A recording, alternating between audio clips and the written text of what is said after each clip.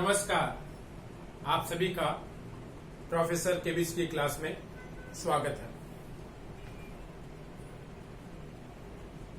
भारत में जो यूरोपियन कंपनियां आई थी, व्यापारिक कंपनी आई थी, उनमें सबसे महत्वपूर्ण व्यापारिक company British East India company थी। इस कंपनी की स्थापना 1599 ईस्वी में the governor and company of Merchant of London trading into the East Indies के नाम से हुई थी, जिसको हम सब ब्रिटिश ईस्ट इंडिया कंपनी के नाम से जानते हैं। इस कंपनी का निर्माण मर्चेंट एडवेंचर ग्रुप के लोगों ने किया था, जिसमें 217 साझेदार इसमें सम्मिलित हुए थे। 1600 ईस्वी में इस कंपनी को ब्रिटेन की महारानी एलिजाबेथ टेलर फर्स्ट ने ईस्ट इंडीज यानी पूर्वी देशों के साथ व्यापार करने के लिए 15 वर्षों का अधिकार पत्र दिया था, जिसे बाद में सम्राट जेम्स प्रथम ने अनिश्चित काल के लिए इसको बढ़ा दिया था। ब्रिटिश ईस्ट इंडिया कंपनी ने अपने व्यापारिक हितों को साधने के लिए अपनी कंपनी के लिए 1608 ईस्वी में कैप्टन हॉकिंस के नेतृत्व में एक डेलीगेशन मुगल बादशाह जहांगीर के से मिलने के लिए आगरा भेजा था। और हॉकिंस जब आगरा बादशाह जहांगीर के दरबार में उपस्थित हुआ,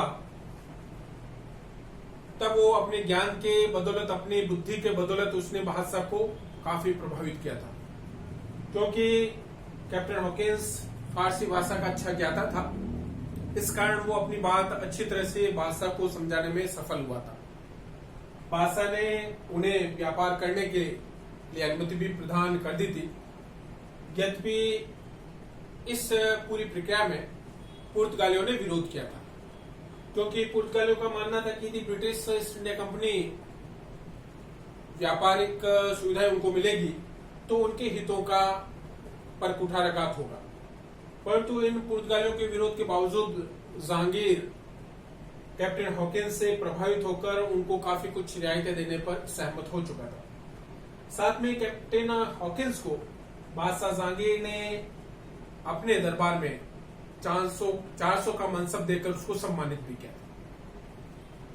और उसके फलस्वरूप ही 1613 ईस्वी में ब्रिटिश ईस्ट इंडिया कंपनी ने सूरत में अपनी पहली व्यापारिक कोठी स्थापित की थी। सूरत में अपनी पहली व्यापारिक कोठी स्थापित की थी और इसको स्थापित करने का श्रेय जाता है थॉमस एल्डबर्ट को।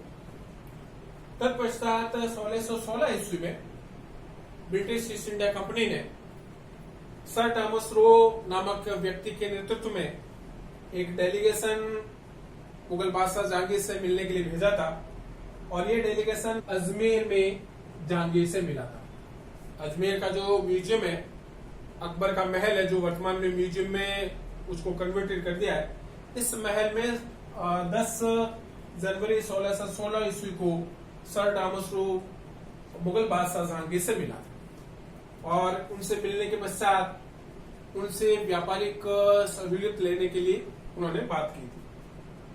1632 ईस्वी में ब्रिटिश ईस्ट इंडिया कंपनी ने गोलकुंडा के सुल्तान को 500 पेगोडा वार्षिक कर देने के आधार पर इस इलाके में जो व्यापारिक एकाधिकार है वो सुविधा प्राप्त करने में ब्रिटिश ईस्ट इंडिया कंपनी सफल हुई थी।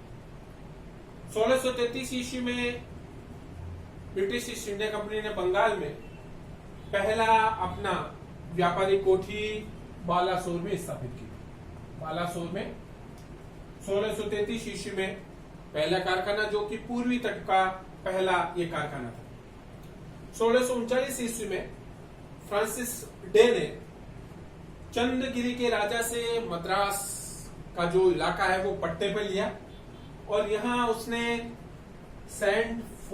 फोर्ट सेंट जॉर्ज नामक एक दुर्ग की स्थापना की थी, और बाद में यही दुर्ग पूर्वी तट की कैपिटल भी बना था। यानी ब्रिटिश ईस्ट इंडिया कंपनी के इस कोरोमंडल और उत्तरी सरकार तट के जितना भी व्यापारिक स्थल थे, इन सारों का ये केंद्र फोर्ट सेंट जॉर्ज, जो कि मद्रास में स्थित है, ये इसका केंद्र बना था और यहीं से सारी गतिविधियां संचालित होती थी। 1661 ईस्वी में एक महत्वपूर्ण घटना घटती है। पुर्तगीज राजकुमारी कैथरीन बेग्रोजा और ब्रिटिश राजकुमार चार्ल्स द्वितीय का विवाह संपन्न होता है, जिसके फलस्वरूप चार्ल्स द्वितीय को दहेज के रूप में बंबई का इलाका उसको मिला था, जिसको बाद में 1668 ईस्वी में उसने 10 पाउंड वार्षिक किराए पर ईस्ट इंडिया कंपनी को सौंप दिया था, जो बाद में ब्रिटिश ईस्ट इंडिया कंपनी के लिए एक महत्वपूर्ण स्थान साबित हुआ था। बंबई के गवर्नर गेराल्ड ओंगियार ने इस क्षेत्र का विकास किया। बॉम्बे में उसने गोदीवाड़ा बनवाया, न्यायालय की स्थापना की, पुलिस दल का गठन करके उसका मुख्यालय स्थापित किया। इसके अलावा उसने सोने, चांदी और तांबे का सिक्के जारी करने के लिए टैक्साल की भी स्थापना बॉम्बे में की थी। यानी एक तरह से बॉम्बे के गवर्नर गेराल्ड ओंगियार ने इस क्षेत्र का विकास करके पश्चिमी तट का एक महत्वपूर्ण स्थान बना दिया और 1687 ईस्वी में बॉम्बे को ब्रिटिश ईस्ट इंडिया कंपनी के पश्चिमी इलाके का प्रमुख व्यापारिक केंद्र बना दिया। यानी वो पश्चिमी तट का कैपिटल के रूप में ये क्षेत्र कार्य करने लग गया था। 1651 ईस्वी में ब्रिटिश ईस्ट इंडिया कंपनी ने बंगाल में अपनी पहली फैक्ट्री हुगली नामक स्थान पर स्थापित की थी और इसी साल बंगाल के सूबेदार सासुजा से उन्होंने अनुमति लेकर, यानी 3000 रुपये वार्षिक कर अदा करने के शर्त पर उन्होंने बंगाल से व्यापार करने का जो विशेष अधिकार है वो उन्होंने बंगाल के सूबेदार से ब्रिटिश इंडिया कंपनी ने प्राप्त किया था। 1698 ईस्वी में एक महत्वपूर्ण घटना घटती है।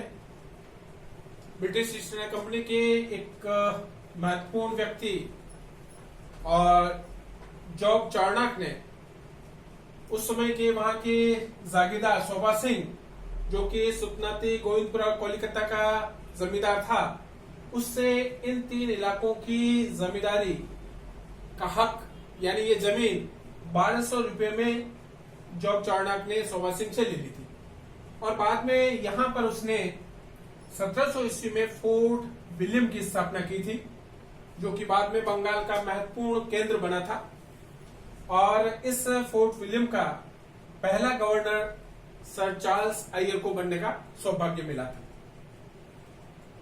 यानी बंगाल का जो महत्वपूर्ण केंद्र था वो आपका फोर्ट विलियम था, जिसकी स्थापना 1700 ईस्वी में हुई थी। दरअसल 1634 ईस्वी में ब्रिटिश संसद के एक प्रस्ताव के फलस्वरूप ब्रिटेन में एक नई company, English company trading in the east नामक एक कंपनी की स्थापना हुई थी।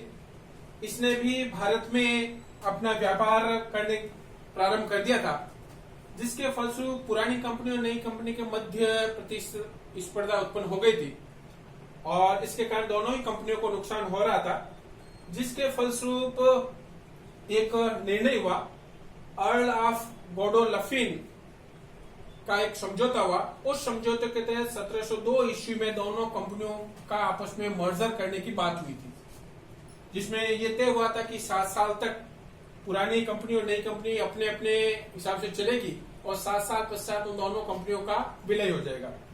1709 ईस्वी में इन दोनों कंपनियों का विलय हो जाता है, जिसके फलस्वरूप एक नई कंपनी बनती है जिसका नाम होता है the United Company of Merchant of England to the East Indies, यानी ब्रिटिश ईस्ट इंडिया कंपनी का यह नया नाम था। ईस्ट इंडिया कंपनी के लिए 1717 का साल महत्वपूर्ण वर्ष साबित होता है। जॉन सुरमन के नेतृत्व में एक शिष्टमंडल मुगल बादशाह फर्रुख शीर से मिलने के लिए जाता है उस मंडल में विलियम हैमिल्टन नामक एक सर्जन भी शामिल रहता है। फर्रुखशियर उस समय एक प्राण घातक फोड़े के बीमारी से ग्रसित होता है।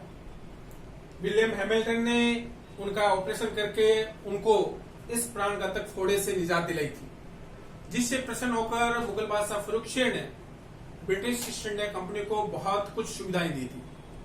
और इन सुविधाओं में 3000 रुपये वार्षिक कर के बदले में बंगाल से जो व्यापार होता था उसमें जो सीमा शुल्क लगता था, उस सीमा शुल्क से ब्रिटिश ईस्ट इंडिया कंपनी को छूट देती थी। और साथ में 10,000 रुपये वार्षिक कर के बदले में सूरत में जो व्यापारिक कर लगता था, उस व्यापारिक कर से भी ब्रिटिश ईस्ट इंडिया कंपनी को छूट दी थी। और साथ में ही बॉम्बे की टकसाल से जो सिक्के जारी होते थे, उन सिक्कों को भी मुगल बादशाह ने मान्यता दे दी, यानी वो सिक्के मुगल साम्राज्य में लेन देन में प्रचलित हो सकते हैं, उनको एक तरह से मान्य मान लिया गया। यानी एक तरह से देखा जाए तो ये जो अधिकार पत्र है या जो छूट ब्रिटिश ईस्ट इंडिया कंपनी को मिली थी, वो ब्रिटिश ईस्ट इंडिया कंपनी के उत्थान में बहुत बड़ी सहायक सिद्ध हुई थी। इसीलिए ऑर्न महोदय ने इस अधिकार पत्र को ब्रिटिश ईस्ट इंडिया कंपनी का महाधिकार पत्र कहा है। यानी ये ब्रिटिश ईस्ट इंडिया कंपनी के लिए मैग्ना कार्टा था, जो उनके उत्थान, उनकी उन्नति में बहुत बड़े सहायक के रूप में कार्य किया था।